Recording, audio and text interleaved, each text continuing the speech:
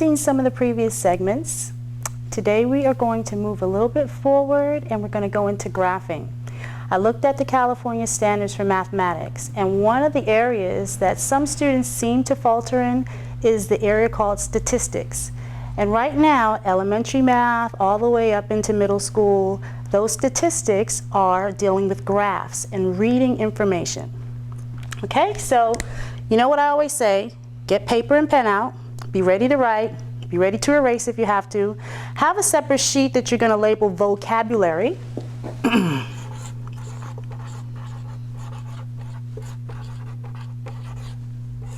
Okay, because as I go over certain terms and give you definitions, you want to be able to have all of your notes with vocabulary in a separate space. You can write them in where I write the problems and use that on your note sheet, but you definitely want to have separate notes so you can just scan through your definitions. Okay, so again, we're dealing with graphs, and this is the area that is called statistics.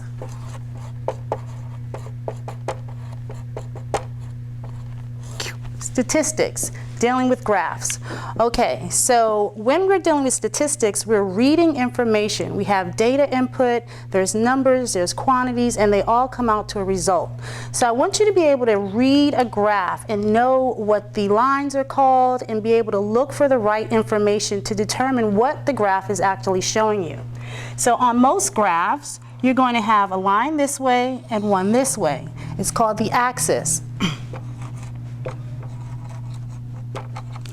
This vertical line is your y-axis, and this horizontal line is your x-axis. The axis is just where the two lines meet. So that's the definition of an axis, if you want to write that down, where two lines meet. Vertical is the y-axis, horizontal is the x-axis. All right, so what you're doing is interpreting numbers. And most of the time, a graph is going to have some input, some data input, and that's the information you're looking for. So I'm going to create an example for you of a graph, and I'm going to show you how to read it. All right, so let's say, and you know what, I'm going to erase just a second because I got to create some more space. I want to make this a little bit bigger, just so you can read and have room to write all the information that we're going to need. So remember, this down here is the x-axis. I'm going to put some numbers in here. So here we're starting at 0. And most graphs will not take time to go 1, 2, 3. I'm sorry, and hang on. There we go. We're not going in single numbers. We're going up by twos. So 2, 4, 6, 8, 10, and 12. All right, so far we just have some numbers over here. We know that we're measuring something. And then down across the bottom, I'm going to put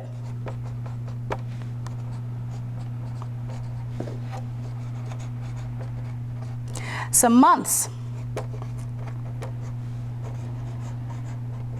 All right, so here on the x-axis, we have months, and they're all going in order. January, February, March, April, May. And here on the y-axis, we have some values, some number values. So I'm going to start to plot some points. And let's say here at January, our number came up to 3. Here in February, make that right about there. March, April, and May.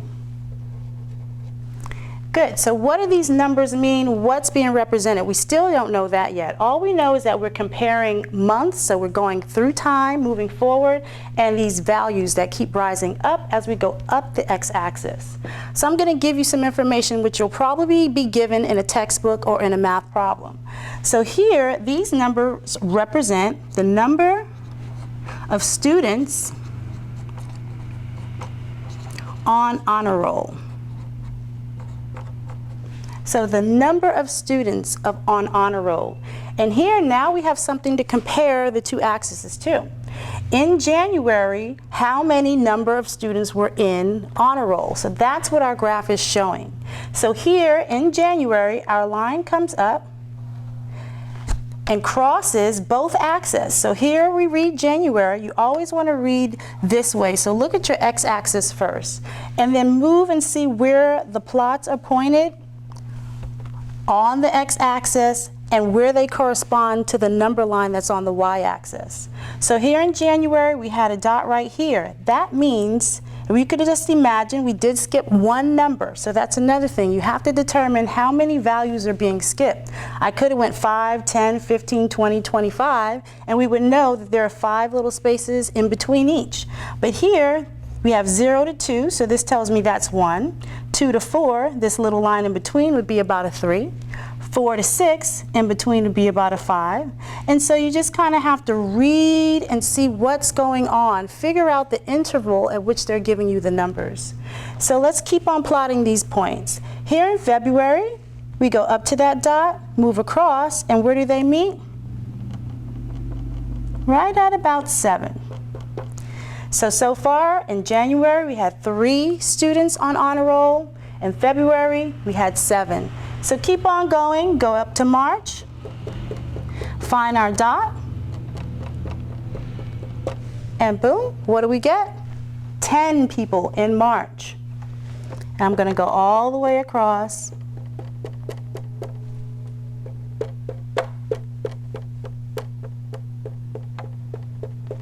Good, and just show the pattern of where we're looking. Again, the axis is where 2 lines meet. So not only is our lateral axis working and we're identifying where they meet, the y and the x-axis, but each one of these points, as we plot them, they intersect somewhere within the graph. So as we look and determine to evaluate what this graph is showing us in the information here, we already know what numbers these represent and what they're representing. They're representing the number of honor roll students in a given set of time. So here we have January at 3, February at 7, March at 10, April also at 10, and May at 12. So what we want to do to read this graph is connect these dots. Now we have a visual idea of how the number of students are excelling. So we know whether there are more students who are coming on to honor roll as time goes by, or whether that line is dipping. So if it was going down, we would see that as time went by, there were fewer and fewer students on honor roll. But we see with our graph that as time went by, our students are starting to excel. So more people are catching on. Here we have 2 months, they were the same amount. No big deal, no progress right there. There was no incline or decline in the number line. So here we spiked up between April and May. So you may get a question that goes, well, between April and May, how many more students were added to honor roll? Well, you do the math. How many students were on in April? 10. How many students were on in May? 12. Well, we'd be able to say there were 2 students added to honor roll between April and May. So again, these are statistics, getting information, being able to evaluate them, plot them on a graph, and give a visual representation of information.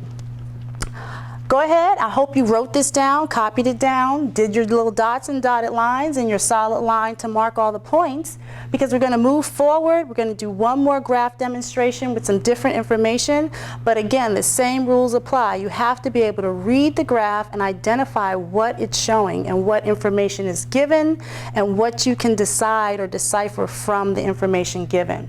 So it's going to come down, and don't worry, if you didn't get it all, you can always rewind, watch it again, or simply write down both examples, and then you'll have 2 or one of whole one and half of another, but you will be able to put the pieces together. Okay? So one more graph. All right, this time we're going to have some names. Andy, Marcia, Joseph, and Lisa. All right, so I've got 4 people on the y-axis. And here I am drawing my x-axis. Now in the beginning, each time you draw a graph, go ahead and write this down until it's solid in your memory which axis represents which line. Okay, so keep on taking the same notes that whatever you're given, write it down. Okay, don't let anything slip you by. So here we're going with our numbers along the x-axis this time. Here's 0, 2, 4, 6, 8, 10, and 12. Again, you have to evaluate what numbers and what intervals these numbers are plotted in. So here again, we're going by 2s. I don't have the 1 there, but you can imagine it's there within this space from 0 to 2. And 2 to 4, 3 in there, 4 to 6, a 5 in there. So just keep that in mind. All right, so here on the bottom axis, we're going to have the number of candy sold in the month of April. So say these students had a fundraiser going at their school, and a teacher wants to evaluate how many candies each student sold. Well, we can put that on a graph and give a visual representation of what that progress looks like and what all the information entails. So let's say we're going to start with Lisa, and let's say within the month of April, Lisa sold 4 candies. Joseph sold 5. Marcia sold 8. And Andy sold 10. Okay, so very easy to plot the information once we know what these numbers represent and what we know what that y-axis represents. So again, we can draw a line and make a visual representation of the progress. Did it go up or did it decline as we read the progress of each student and their fundraising abilities? So again, the bottom line, the numbers represent the numbers of candies sold in the month of April, and these are our students. So here we can see Lisa sold 4, Joseph sold 5, Marcia sold 8, Andy sold 10. And again, I didn't do the dotted lines this time, but you can also do it to make sure you're in line with your number line. And you can again always bring it across and see where the points meet.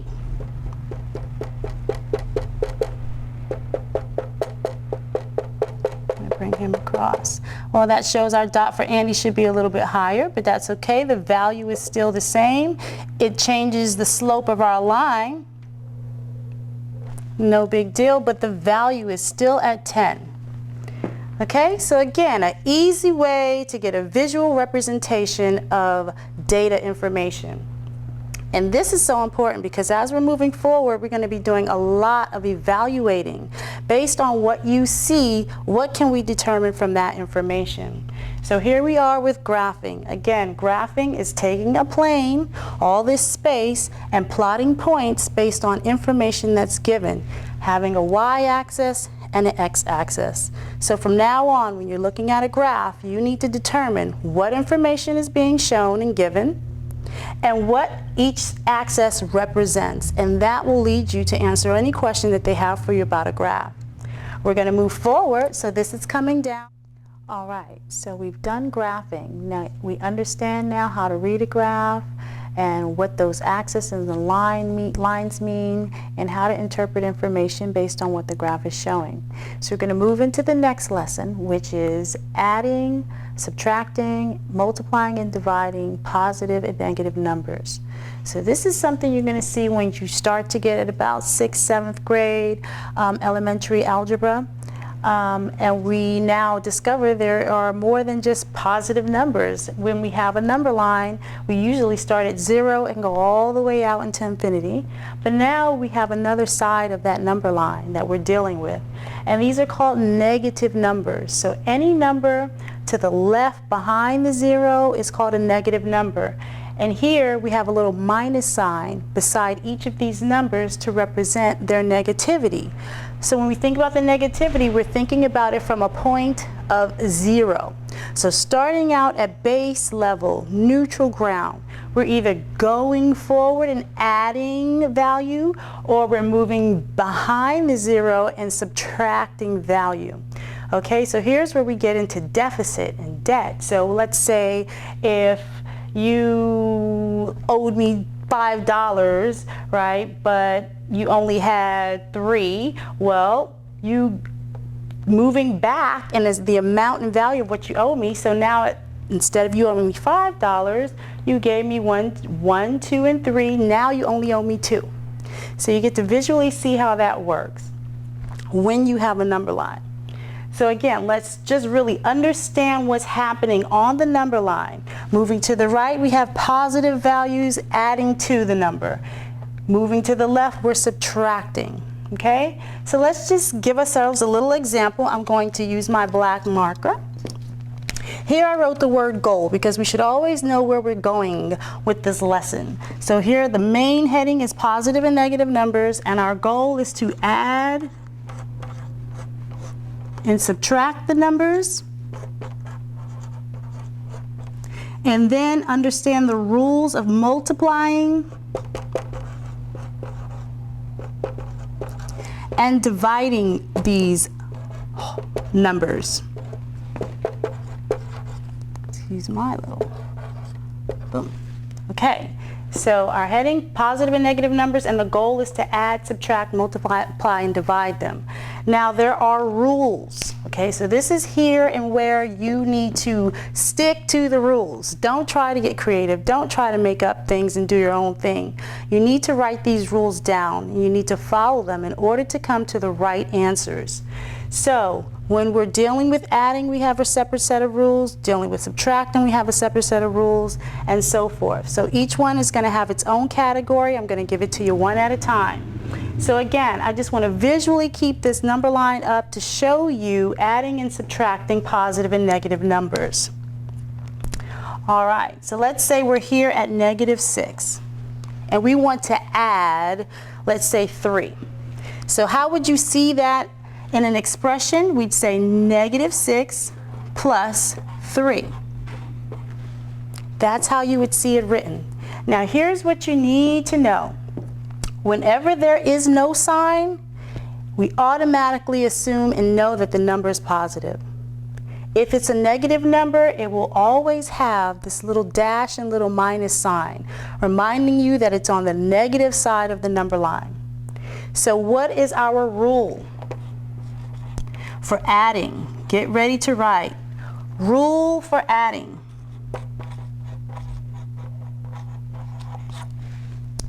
Good. Here we have, if both the numbers are different, meaning one's positive and one's negative, we are going to subtract those numbers. So we're going to take the larger number and subtract the smaller number. Now, even though our function is addition, that is the rule for when you have different signs.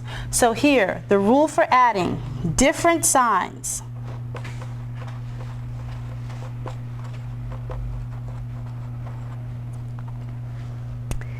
You subtract the numbers,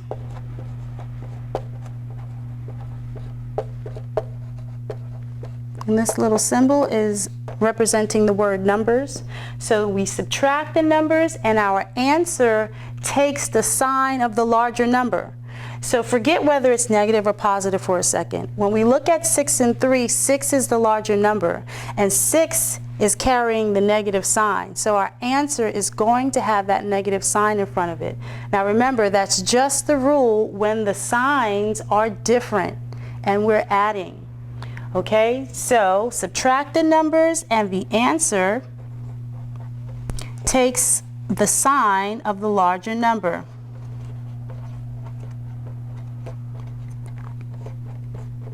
And I'm going to step out of the way, give you a chance to write this all down.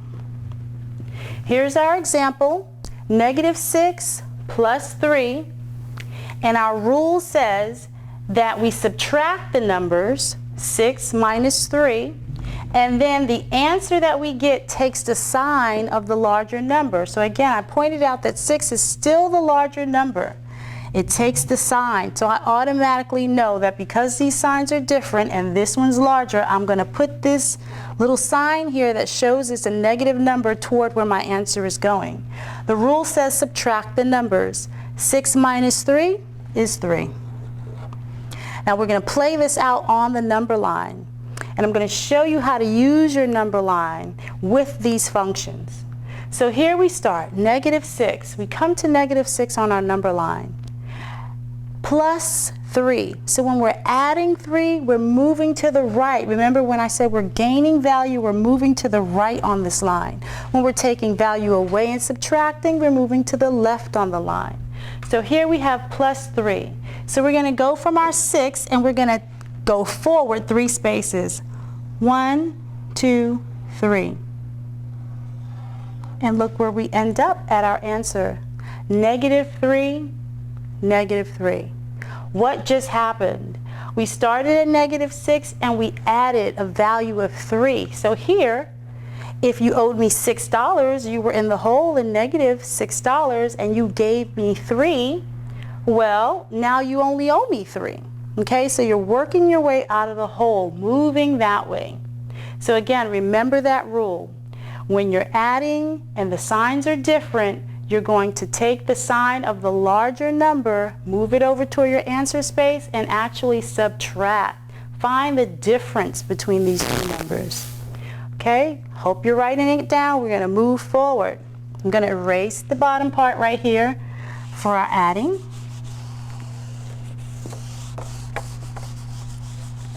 And I'm just going to erase this little section so we can use our number line again and do another example. And that was -3. All right, so let's go for one more problem. Let's say we were at -8. So there's the first portion of our math problem. -8 plus 10. Now again, we're still using the addition function. And what's our rule? The larger number takes the sign over. So here, which is the larger number? Forget the 8 being negative. Is 8 larger than 10 or 10 larger than 8? Our answer is 10. It's the larger number. So that means our answer is going to be positive. Now I put that little plus sign just to remind myself that I'm moving to the positive side of the number line. Okay, and even when you don't see a plus, we know that that number is still positive. So again, we take the difference between the two numbers. The difference means we're subtracting. 10 minus 8, or the greater number minus the greater number minus the smaller number. And our answer, the difference between these two numbers is 2, sorry. And here we are, positive 2. Now let's watch that happen on the number line. Here we are at -8, and we're going to go to the right 10 spaces. 1, 2, 3, 4, 5, 6, 7, 8, 9, 10. Can you see how that happens? So we're moving across the number line. We were in the hole 8, we added 10, and now we have 2 left over. Okay? Adding using positive and negative numbers. I hope you took good notes on this. It's going to come up, it is going to come around. So use these rules. You cannot get around the rules. Remember the rule, adding and subtracting negative and positive numbers. The answer takes the number or the sign to the largest number, and you find the difference between the two numbers. Okay, you got lots more to learn. I hope you had a great session this time. Again, this is Maria Betts, Math with Maria on Cast Down Imagination TV. Thanks for tuning in.